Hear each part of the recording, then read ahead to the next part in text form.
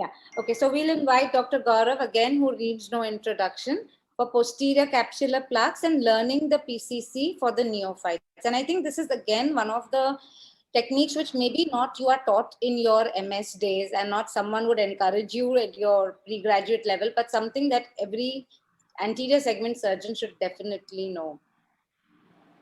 Thanks, Janin, and you're having a wonderful course and excellent speakers.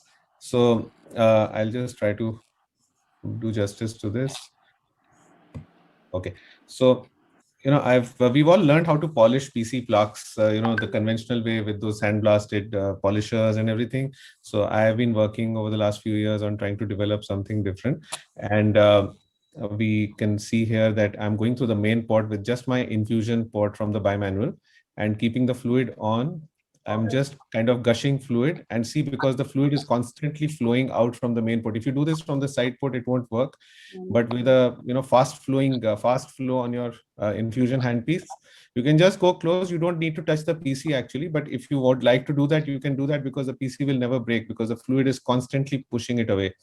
So, and if you have a sandblasted tip, you can also polish it. You can see that the plaque is completely gone, and even if it's not gone completely, it becomes loose, like those small strands, and then you can go and aspirate whatever is left behind. So this is very easy to do for central PC plaques, even in the periphery, or if there's some cortex which is stuck in the periphery or equator of the bag, which is not coming out, and you're finding it tough to kind of aspirate it. You can just go there with the infusion on through the main port and run the fluid at a high speed, and it can just clean up everything within seconds. I call it as a hydrojet polish.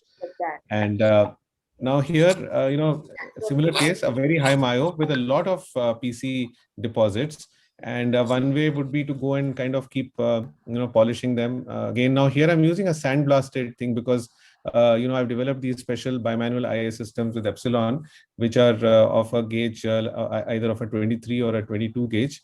And from the side port, they kind of seal the side port if you have the right size wounds. But here I'm using it through the main port because I want a lot of flow of fluids, and these are high flow cannulas. And here I'm just polishing the PC, and with the fluid running. Now, if you try to do this through the side port, and you're just doing it as a polish, it's not so safe, because the fluid is not flowing. When the fluid is flowing really fast, the risk to break the PC is minimal, because you will never actually end up kind of catching the PC with the sandblasted thing. So you can see here it was quite effective.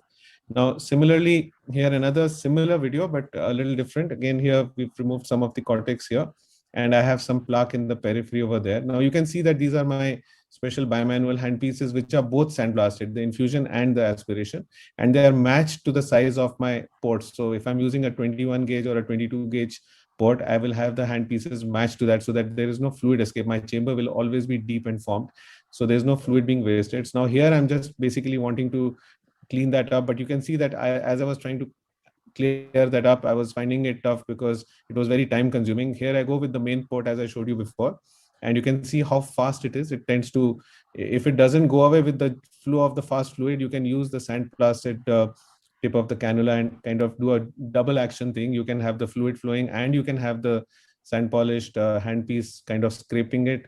The advantage is that if you normally do this with a sandblasted handpiece with no fluid, you will sometimes catch the PC and you'll break it over there. And if it's very friable, it can be very risky. This way, there is almost no risk, because it loosens up this thing, and it never catches the PC, because there's constant flow of fluid. And once you've managed to polish off almost everything, it may not come off completely, but then it becomes very easy to go back and aspirate it very nicely. And you can see here that now I'll just quickly go and remove those. It becomes very easy to manage these once they have been loosened up nicely with the way I showed you. And please go back and try this when you can. And then whatever is left, you can go with the other handpiece. So both my handpieces are sandblasted. You can go and polish where you would like to. And that way, and if you can keep the infusion running and the aspiration running as well, it makes it easier, because again, it sets up a flow in the closed chamber, and may not be as fast as you do it from the main port. It still works. So coming on to another case here, and something that Jenin wanted me to show, I was doing this. Also, this is the other one here. This is another technique I sometimes use. I call it as nibbling on the PC. Sometimes if you've polished and nothing has happened, then you actually want to go and kind of chew on the PC a little bit. It requires a lot of control, and you can gently kind of run the aspiration at just about 5 to 10 millimeters, and hold the PC. And then, as you're gently holding the PC, it's almost like kind of nibbling on it. So I call it as nibbling the PC. And you can see here that, of course, if you're not careful, you'll just break the PC. So you don't have to do this if you're not very good with your foot control on the foot pedal. It requires excellent foot control. I'm not in PC polishing mode. I like to do this with my usual settings only for bimanual aspiration, but with very fine control. And if your machine is good, you can actually clean up everything by just, kind of aspirating everything stuck on the PC. So this is only for those people who feel that they are very proficient in handling PC plaques already, not to be tried by people who are beginner surgeons. And you can clean up almost everything there. Let me take you to the end of this video to show that everything got cleaned up completely now. So that's one way of cleaning the PC, called the nibbling the PC. Now here moving on to some. So here, this is a posterior polar kind of peculiar cataract.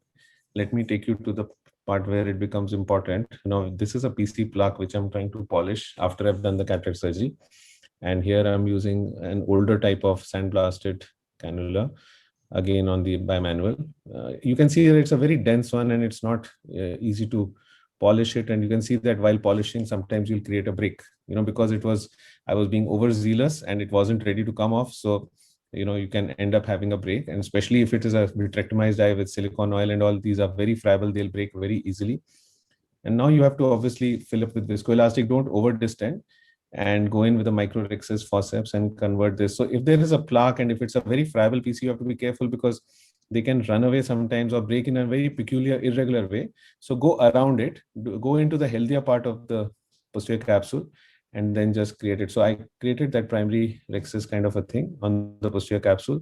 And then you can, if it's of a right size, you can put in your IOL into the bag very easily and it'll settle down nicely there. And you can see the big PC opening over there, but the lens is stable, and then you can of course manage. So the trick is to, be confident. I mean, don't let the vitreous come out. I'll just show you more videos which will make things much easier to understand.